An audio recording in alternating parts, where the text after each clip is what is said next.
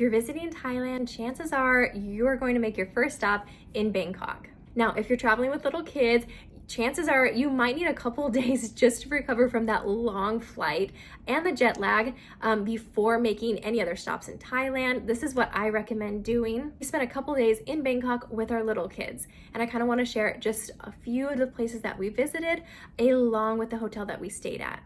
So we stayed at the Best Western Chatuchak Hotel. This is the perfect location if you're looking for a place that is nearby the famous Chatuchak Weekend Market and the famous Tor Kor Market. It's so close, in fact, to this hotel is because they've got a free tuk-tuk that will literally take you to any of those two spots. Of course, you can just walk as well, but you can utilize the free tuk-tuk over the weekends. Because this hotel is in a big city, you are going to find that the rooms are a little smaller. And so for my family, we booked a little late, so we ended up having to get two different rooms. They were right next to each other, and the views were phenomenal. Like, it was just so cool to be able to look out the windows and see the entire city of Bangkok. Also had a breakfast buffet on site, which, you know, when you're traveling with little kids, that is definitely a major plus of a hotel. Now, I will always be the one to say that a family vacation doesn't mean that you have to solely do kid-centric activities. And what this means is only doing activities that benefits and fills the kids' cups. And so I know personally for me, I am not a fan of kid playgrounds, like just never have been, never probably will be, but I do it because it fills the kids' cup.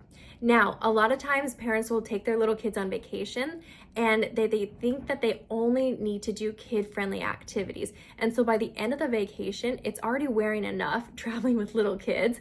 By the end of the vacation, they're just so tired and their cups are not filled because they only did kid-centric activities and they never actually did something that they personally wanted to do themselves.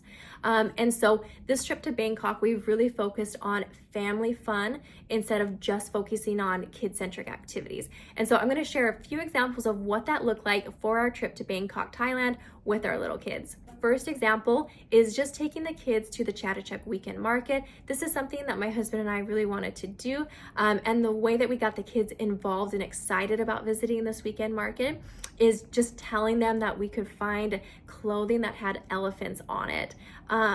They were so excited, honestly, just to find elephant pants. Like, it was just a lot of fun. Briggs, my 4-year-old, especially loved just looking through all the different colors of elephant pants and choosing the one that he wanted. And so yeah, definitely not a kid-centric activity, but the entire family had fun. Another thing that we did was took the kids to the Tor Kor Market. It was near our hotel, so we ended up just walking there. This is a market that's known for just the amount of food that they have, especially the fruits that they have. We had a lot of fun just trying new fruits that we had never seen and never tasted before. I've got one of my kids who was a quite picky eater, but the other kid did participate and was able to try a lot of the new different foods, and that was a lot of fun just to hang out with the kids and experience something new together and try something new together as a family. Another thing that we did as a family was visiting a temple. Now, we definitely did not drag the kids all day to all of these different temples. That would not be fun for them, but we did take one temple that we really wanted to see, and we took the kids here, and wow, it was just beautiful. It wasn't very busy because it's kind of a more unknown temple instead of going to like the main grand palace, but it was a lot of fun. Their kids, of course, they're not going to care too much about the architecture or the history, but they really enjoyed like chasing birds in the courtyard. There was an ice cream vendor on site, and so we got the kids some ice cream.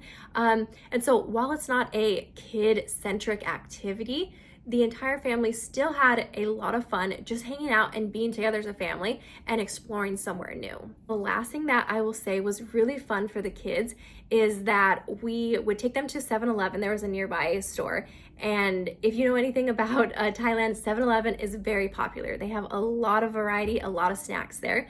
And so in the evening times, we would walk over there and everybody got to take turns at picking out a new treat, new snack that we have never tried before. And then we would take it back to our hotel. We would order Grab, which is their app, their food delivery app. to get some food, some local food for, Steve and I like that.